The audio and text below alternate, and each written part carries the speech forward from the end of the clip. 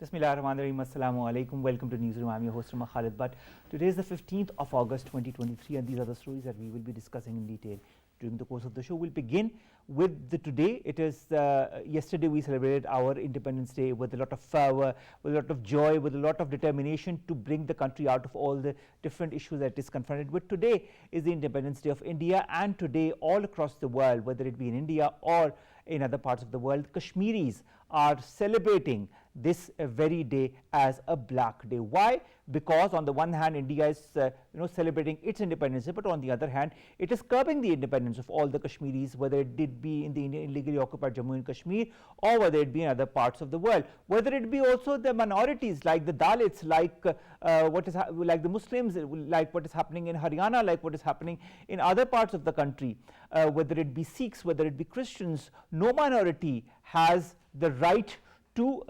lead his or her life according to the principles enshrined by the human rights organizations.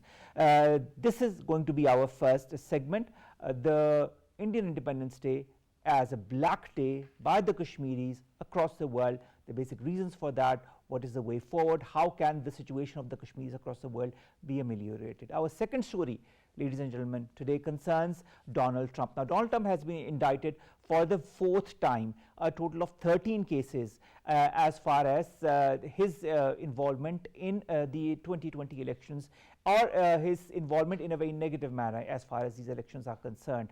This is the fourth time that he has been indicted, a total of 91 cases, criminal charges in these 4 indictment cases against the former president of the United States of America. This is going to be our third story. And lastly, ladies and gentlemen, we're going to talk about the situation as far as Israel is concerned.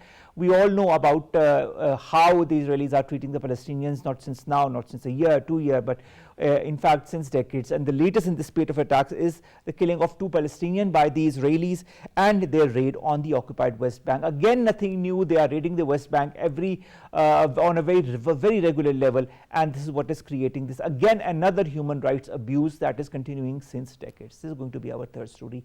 Let's begin with our first, and that concerns the Indian Independence Day that is being celebrated, quote unquote, by the Kashmiris across the world and in India as a black day. More in the following report.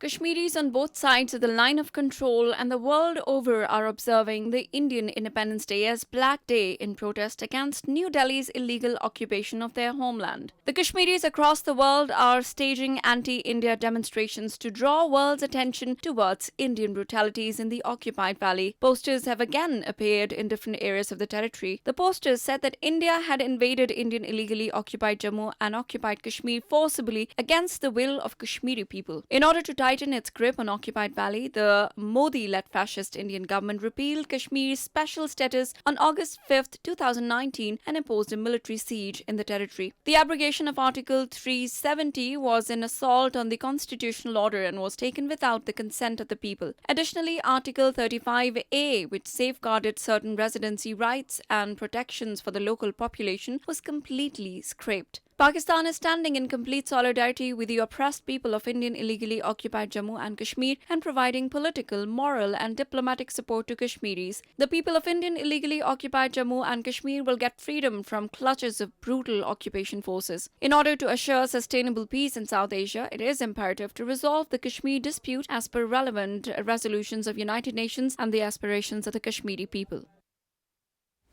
Now, to discuss this issue in detail, and we have been discussing the issue of the Kashmiris, of any illegally occupied Jammu and Kashmir, of the human rights brutalities in the Indian Hill Valley and across India in various of our shows. But today, of course, this is with special relevance to the 15th of August. We've been joined by Naveed Aman Khan Saab, rather. He is a political analyst, a senior analyst who joins us in the studios. Thank you very much, Naveed Saab, to have joined us. Naveed Saab, today India is rejoicing, celebrating the Indian Independence Day in India, across the world, but at the same time it is perpetrating human rights abuses on Kashmiris in the occupied Jammu and Kashmir and elsewhere.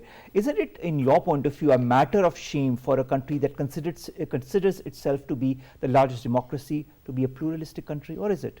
Definitely, it's a matter of shame for India. It is Independence Day of India today, not Kashmir. Kashmiris are not celebrating it as an independent day.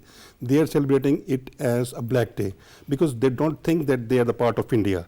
They think that and they believe that India has brutally and has forcibly occupied that part of Kashmir which India claims. And India is not a biggest democracy. What is the situation of the other nations in India? The Sikhs, the Dalits, the Parsis, the Christians, all are very unhappy and uncomfortable in India. And what is being done with them in the recent past in India is condemnable. So same is the situation with the Indian occupied Kashmir situation. Pakistan independent Kashmir and Indian occupied Kashmir both are not celebrating that Indian National Day as an independent day. Pakistan independent Kashmir is with Pakistan and they celebrate their independence with Pakistan, while the Indian Kashmir, occupied Kashmir, they are not celebrating that Independence Day which India claims. So they are fighting for or they are struggling for their independence from India. But you talk of fighting for the struggle for independence against India. The fact remains that today on this very day, I mean like we did yesterday, today India is celebrating its independence from the colonial rulers that were the Britishers. But isn't it ironic, isn't it hypocrisy from the Indian side that they are denying the same right to the people of illegally occupied Jammu and Kashmir as enshrined in various resolutions of the United Nations? That is the right to self-determination, the right to decide what they want to do. Definitely, it is a very hypocritic way and their style of politics. We are claiming that India is Indian occupied Kashmir is not the part of India. We are party to it. Pakistan has moved its resolutions, India rather has moved its resolutions to United Nations, and we claim that, and we ask, we force the United Nations to act upon those resolutions and decide the fate of Indian occupied Kashmir according to the UN resolutions.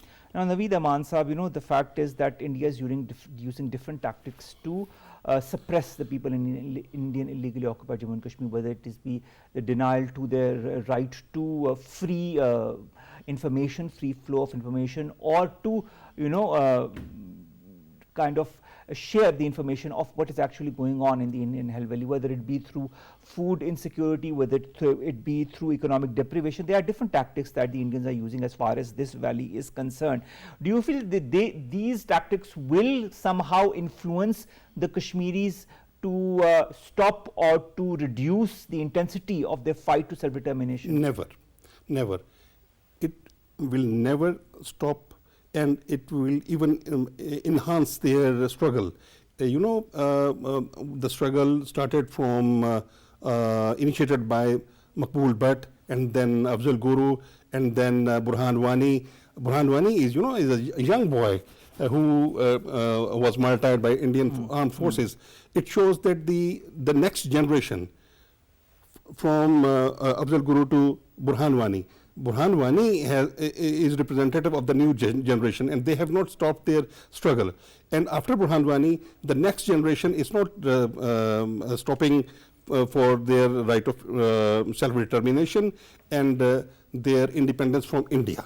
Now, Naveed, Aman Saab, there is another thing, and that is the brutalities in the form of killings, whether it be the killings of the Kashmiri fighters, whether it be the so-called, cordon and search operations, and in those operations the killings of the Kashmiris, whether it be the killings of the children. Since the 1st of January 1989 to date, amongst the 96,199 Kashmiris who've been martyred, there are around 913 children who've also been martyred. There is a huge hue and talk by Genocide Watch about the beginning of genocide in India. What I fail to understand is, Naveed Saab, why does the international community not take any action? The international community that is so cognizant when it comes to human rights, when it comes to the brutalities as are happening in the Indian Hell Valley. There are a couple of reasons behind this. Number one, Kashmiris, though they are struggling against the brutality and illegal forcible occupation of Indian government and Indian armed forces in Kashmir, but as far as the lobbying in international level is concerned, Kashmiris are unable to make that level of lobbying and positive propaganda in the international community in entire world, especially the UN, America, and the Great Britain. Secondly, Pakistan needs to extend its fullest support, political support or diplomatic support to the Kashmiris, that part of Kashmir which is occupied by India, to move the things or move the matter in on international forums, OIC and the European Union and the African Union and UN, every forum, and we need to hire the services of different lobbying firms in Europe and in America, particularly to make the things very constructive and positive in UN. What about the human rights organizations? We have had so many reports, whether it be by the UNHRC, by the Human Rights Watch, and so many other human rights organizations that talk about these brutalities that are happening in the Indian Hill Valley. Should the human rights organizations, these organizations relegate themselves to such reports, or should they also pressurize important bodies such as the United Nations, such as the OIC, such as the important players in the global north, such as the US or the European Union, to take necessary action against India? Definitely both ends. The human rights organizations need to work in this direction and on the international level as well. In both directions, they need to work positively and constructively with this objective. Pakistan, again, I would say that Pakistan need to promote and highlight this very, very important issue on the international level. Everywhere the Pakistani foreign minister goes, he needs whosoever is the representative of the foreign office on the international forums, especially the American lobby and UN should be targeted, and the things should be made very clear to them that Pakistan has its very clear and very legal stance on Kashmir. So Pakistan is party to it. Of course. Pakistan remains party to it, but the fact remains that India refuses to acknowledge Pakistan as a party to this. Sometimes it calls this issue bilateral, sometimes it calls it unilateral. It all depends on the frame of mind as far as the Indian mindset is concerned or the Indian government is concerned. As far as Indian illegally occupied Jammu and Kashmir is concerned, Naveed Saab, do you feel that with all the measures that are being taken as far as the demographic situation in the Hill Valley is concerned, or by eroding the culture, the traditions of the Muslim majority in the Indian Hill Valley is concerned, do you feel that they have been able to somehow erode the Kashmiri culture, the Kashmiri identity, the Kashmiri language through these measures? India cannot erode it. India cannot influence it. And India could not influence it because, Kashmiris, they belong to that part of Kashmir which is independent Kashmir and with Pakistan.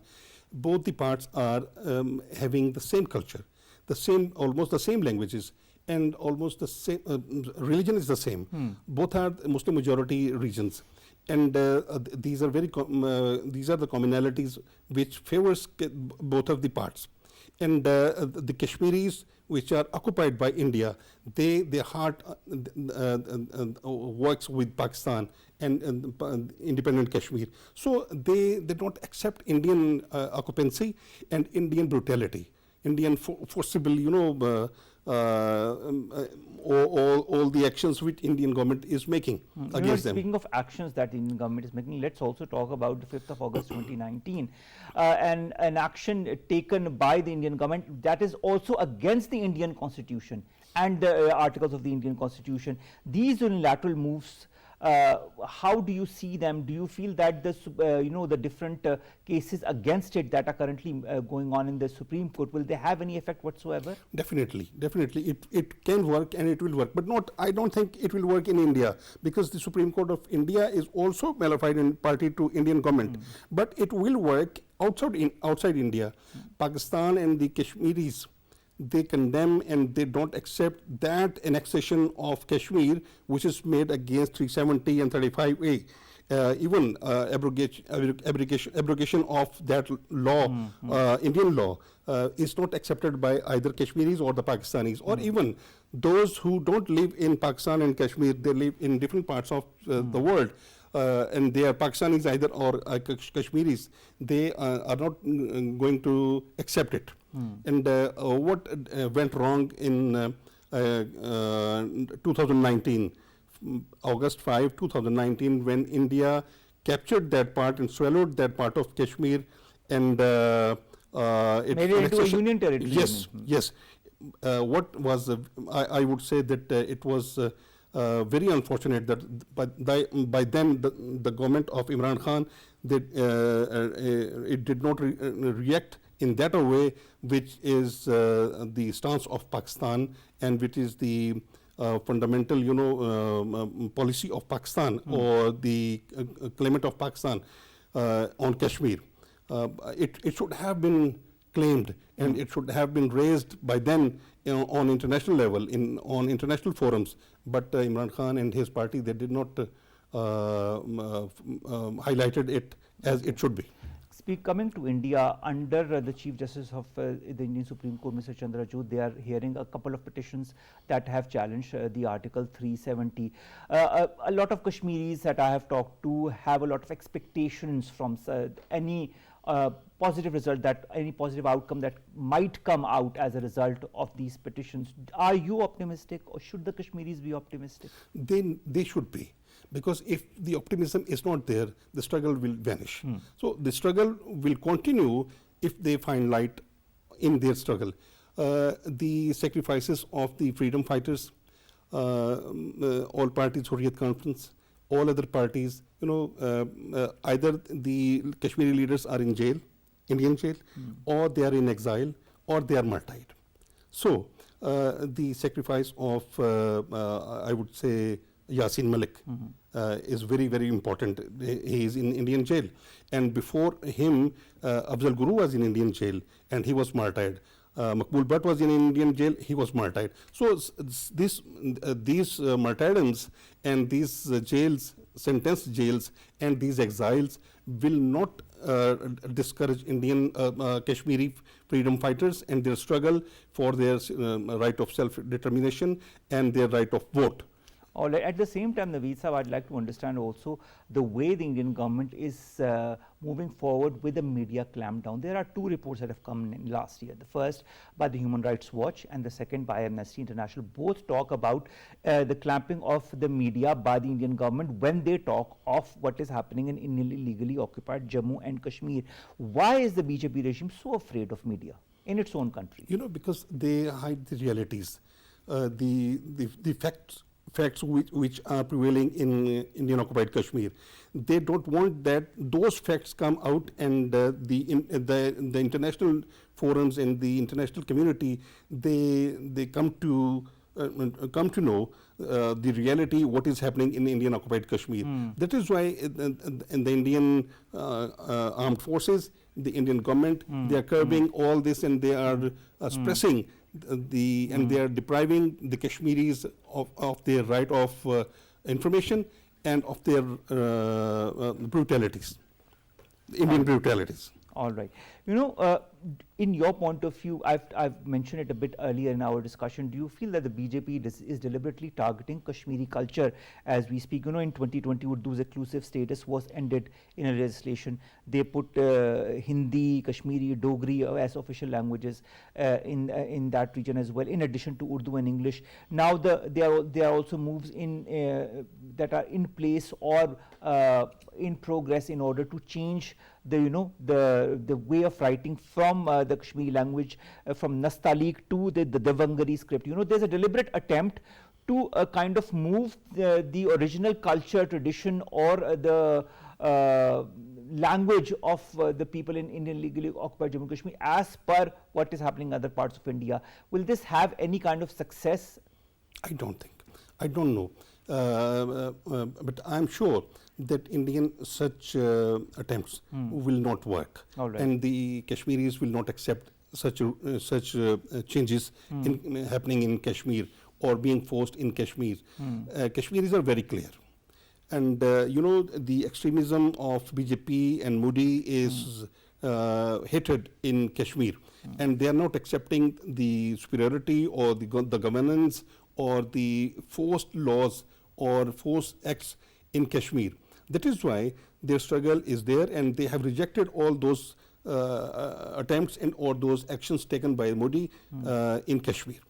Let's hope, Naveed, Aman Khan Sahab, that within the next couple of weeks or months that the world understands the reality of the situation in illegally occupied Jammu and Kashmir and takes necessary action in that regard. Because, there's a very huge difference or a gap between understanding, acknowledging, making reports and having some kind of action on that. Until that does not happen, the people in the Indian Hill Valley will continue to be subjugated to these brutalities as they are, and they have all their right for today to be held as a black day, to highlight all these brutalities that have been happening, to this denial of their right to self-determination. One more thing I would like to add on it is today, on 15th of August, India has moved 68,000 Indian soldiers to Ladakh, and with 90 tanks there, and countless, artillery and mortars, the weapons there. What is the intention of moving 68,000 Indian forces there in Ladakh today? Because India is nullified and they want to suppress Indians and those who are living in Ladakh forcefully. And such acts has never been successful and will never be successful in future as well. Okay, let's look forward to the time ahead and seeing whether all of these actions become successful or not. Thank you very much, Naveed Aman Khan Sahab, Senior Analyst, to have joined us, to have talked to us about this very important issue, that is the Black Day that is being celebrated by the Kashmiris all across the world, including in India, because of the barbarities that are being perpetrated by them and their denial to self-determination, their denial to decide what they want to do with the land that is the Indian Hill Valley. Thank you, sir, to have joined us. Let's come to our second story, and our second story concerns the United States of America and Donald Trump, who has been indicted for a fourth time on charges of racketeering and a string of election crimes after a 2-year investigation in the Georgia elections that happened in the year 2020. More in the following report. US President Donald Trump has been indicted for the second time this month on charges related to 2020 election subversion, this time in the state of Georgia, a stunning fourth time this year that the former president has faced criminal charges. The indictment lists 13 false statements Trump knowingly, willfully and unlawfully made on January's second call, including that close to 5,000 dead people voted in the November 3, 2020 presidential elections in Georgia. Prosecutors are using a statute normally associated with mobsters to accuse the former president, lawyers, and other aides of criminal enterprise to keep in power. The inquiry by Fulton County District Attorney Fannie Willis began shortly after the release of recording of January 2021 phone call between Trump and Georgia's Secretary of State. The 77-year-old Republican presidential candidate faces trials in New York, Washington, D.C., and Florida in 3 other cases. Former President Donald Trump claimed in an interview that the charges filed against him in Georgia are politically inspired. The criminal case comes as Trump leads the field of Republicans seeking their party's 2024 presidential nomination. It is his fourth indictment this year, following charges in 2 federal cases as well as a hush money case in New York. Bariza Omar joins us from the United States of America. She's a political analyst. Bariza, thank you very much to have joined us. It had been some time that we had talked over any topic in my show. So welcome to our newsroom again after a certain lapse. Let's talk about this fourth indictment of Donald Trump, these 13 cases. What are these cases all about as far as the Georgia election in 2020 is concerned? These are basically just they are different because they are a state indictment, but it is again about the interference, Donald Trump's interference in the election results of 2020 and his insistence that the results, the insistence that he won the election even though he did not. So they may include allegations that Donald Trump and others in his campaign were attempting to interfere with the election results or coerce changes to the 2020 election results in Georgia in particular. So this is different because it is a state case and not a federal case. And so the repercussions and what that means, and as well as what the charges are different from the others. But Isa, what I'd like to understand is what Donald Trump says. In this fourth indictment, he says that he's being politically victimized, that all of these indictments, these 91 cases against him are an example of political victimization. This he said during an interview while talking in Fox News. Do you feel this is true? He would absolutely say that. I don't see how that would be in any way out of character or out of his campaign, away from his campaign playbook. It's been his modus operandi from the get-go to say that there is a swamp and he wants to drain the swamp, and there is political motivations between any accusations that have come towards him, any leaks that came in the previous election cycle as well. So for him to claim that this is political victimization is nothing new, and I would expect that that would be his argument.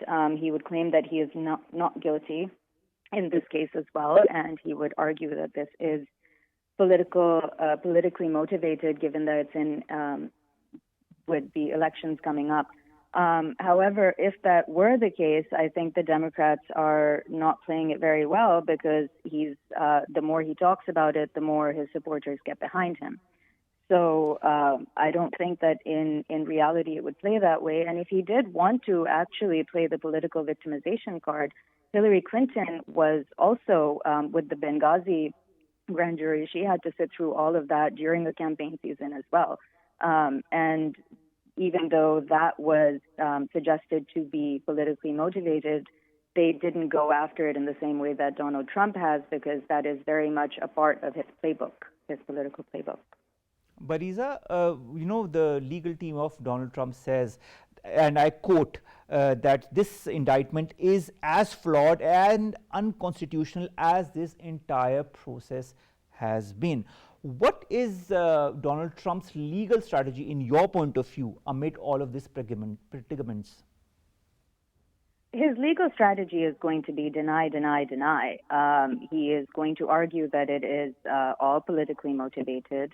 There's nothing that he could legally say that would make it be unconstitutional. Even the case in Florida, which is in regard to classified documents that were found there and concealed there, and there was an obstruction of justice in getting the information that was requested. There's no legal basis for any of this to be considered unconstitutional. So he's going to try and make that argument, but it's going to be more about the bells and whistles about it being politically motivated and him not being guilty at all. Apart from the other two cases, is also the hush money case in New York. Do you feel, if indicted in any one of these cases, that Donald Trump will still be able to contest the upcoming elections in the U.S.? Absolutely. Unfortunately, it seems that it does not matter if you are indicted. You are still legally able to run for president, and it does not matter if you are a felon or former felon. You are still, in fact, able to run for president. So historically, this happened once before, 100 years ago. In 1920, the Socialist Party candidate, Eugene Debs, was in prison when he got 1 million votes. There was nothing preventing him from running for president. So Donald Trump would not be prevented from running. All right, but I'd also like to understand, if you couple the federal indictment of Donald Trump on the election subversion charges, do the charges, in your point of view, in Georgia dwarf any modern American political scandal that has rocked the United States in the past as well, including the Watergate scandal? I think the repercussions are very different, because for one thing, with Watergate and President Nixon, he lost office. He basically admitted to his mistakes, and those were that was more of an internal way in misusing the political process. This particular situation is questioning the entirety of the democratic process in the United States by him saying that elections were rigged or elections were stolen. It is it's questioning the entirety of the democratic process. So I think that in that way, it is a much deeper, much more meaningful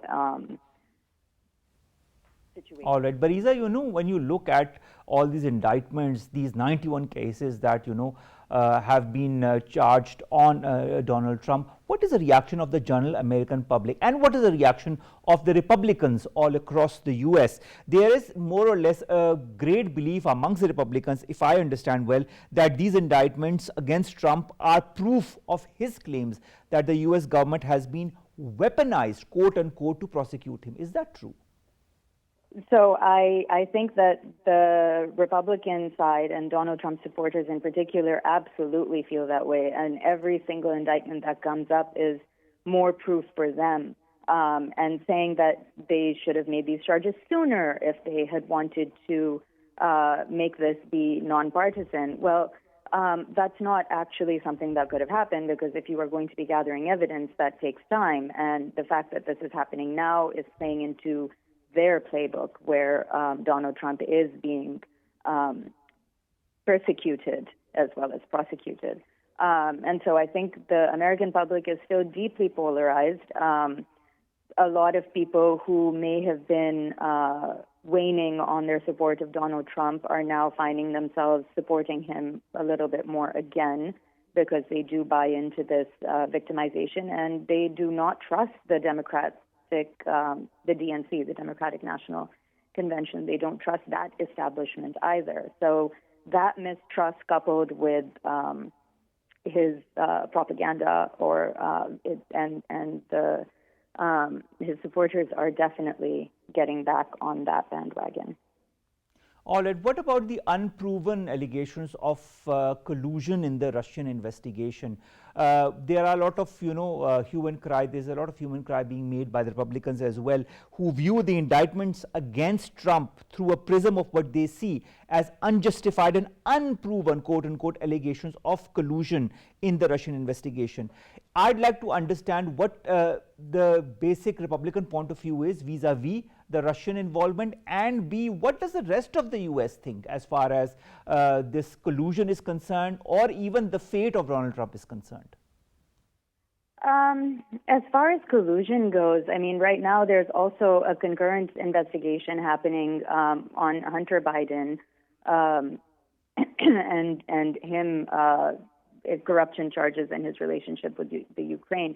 I think the U.S. and Russian collusion and all of that falls into the same conversation about whether there was a stolen election. And when the conversation about Russian interference in elections happened before, Donald Trump won that election, and he seemed to be perfectly fine with President Putin. And so that was not really something that was going to be looked at. And now, I mean, it's Russia, I don't think, is playing that big a role. I think the hue and cry about Russian collusion is coming more from, denial of collusion and all of that is coming more from the Republican side than it is from the Democrats.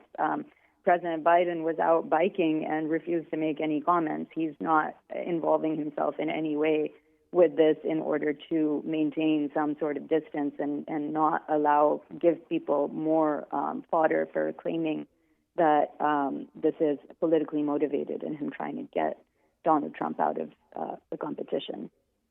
Finally, Bariza, how long drawn is this indictment process going to be? And whether or not Donald Trump is convicted or not, how long is this whole process, in your point of view, going to be? Will the process be continuing while the elections are going on, in your point of view, or do you feel the conviction or non-conviction of Mr. Trump will happen before the elections begin? I think that this is going to continue for a while. I think that the indictments are just the first step in a very long process, and it took us a few years to get to this step. And it's going to be a little bit longer. In one sense, it is going to take away from President Trump having to be in court, having to spend money on lawyers, having to spend money off of the campaign trail. That is going to cost him. And I think as much as the Democrats may have lost a little bit of support in and given some fodder to the right wing in saying that this is politically motivated, they may gain some by keeping him off of the campaign trail a little bit. However, President Trump is he is able to go in front of a camera at every opportunity and speak his mind. So it's entirely possible that missing out on campaign rallies might actually do him some good. All right. I'd also like to understand in all of this media frenzy, pro and against Trump, the Republicans and the Democrats, voicing their points of view, and Mr. Donald Trump, as you yourself have said, is voicing his point of view at every opportunity that he gets. How confident is the U.S. public in this whole judicial process, whether Mr. Trump is convicted or not? Do you feel that the future of judiciary in the U.S. continues to remain stable? I think that the judicial process and the judiciary, that's a really interesting question, because on the one hand, for a lot of people on the left, the stacking of the Supreme Court that Donald Trump was able to do and the overturning of many things that progressives and liberals find to be basic human rights by this particular court have made them question the judicial process as well. So I think the judiciary in the U.S. is at a crossroads where they're going to have to figure out where they are going to fall on the side of how the public views them. I don't think that right now people are super confident in the judicial process, and the judicial process and the criminal justice system certainly needs some reform. Now, getting everyone on the same page about what that reform is going to look like is going to be the question. And another question, this is my last question to you, Bariza. How popular does Donald Trump continue to be within the eyes of the U.S. public? I think Donald Trump is still very popular, and I think that the popularity that he had lost, he is gaining back little by little until we have a very strong contender. Ron DeSantis and Governor Youngkin were both supposed to be strong contenders against Trump in a primary, but they seem to have fallen by the wayside. And until there's some sort of strong competition on that end, I don't see him losing any more popularity. The left still cannot wrap their heads around how he got elected once. And the idea of him being elected a second time is fairly distasteful to them. So I would say that the polarization continues. I think it is neck and neck, and we will just have to wait and see what happens. All right. Thank you so very much, Bariza Omar, political analyst, joining us from the United States of America, talking to us about this fourth indictment of Donald Trump in, of course, the elections in Georgia that happened in 2020. 13 cases are on him under this indictment, a total of 91 cases against Donald Trump. As Bariza Omar pointed out, there's a lot of polarization, and the popularity of Mr. Donald Trump continues to surge with every passing week. Let's see how these indictments continue or move forward and whether there is any conviction or not. Nevertheless, the US elections are about to happen next year, and the popularity of Donald Trump is not being waned by the fact that he has been indicted in around 91 cases, or 4 times indicted in around 91 different cases. Well, only time will tell what happens, what will be the fate of Mr. Donald Trump. Let's come to our last story, and that concerns Israel-Palestine. We've been talking about Israel, and we've been talking about the brutalities that it is perpetrating on the Palestinians, and this is happening since many a decade. But the fact remains that no solution seems to be on the forefront, despite a two-state solution that has been talked about many a times. Now, Israeli forces have killed 2 Palestinians during a raid on a refugee camp in the occupied West Bank city of Jericho, and 2 young men were rushed to the hospitals with bullets in their chest. That was told by the director of the hospital in Jericho. The Palestinian Health Ministry says 16-year-old Qaisi al-Walaji and Muhammad Nujum, who was also 25 years of age, was shot in the chest by Israeli forces during an attack on Jericho at dawn. Violence has worsened over the past few months. We've highlighted it many a times. There have been so many incidents of violence by the Israeli forces on the Palestinians, and the list goes on and on, whether it be the violence, whether it be taking them out of their houses and denying them their basic human rights that they are being devoid of since many decades. The French agency AFP also reports that 2 people killed in Jericho brings to 216 the number of Palestinians killed by Israeli forces so far this year. 216, ladies and gentlemen, and we are just in the month of August. Time to ponder on issues such as Palestine, such as Indian illegally occupied Jammu and Kashmir. With that, we come to an end of today's newsroom. We'll see you inshallah tomorrow with new story segments that pertain to us. You and Pakistan. Stay safe. Allah Hafiz.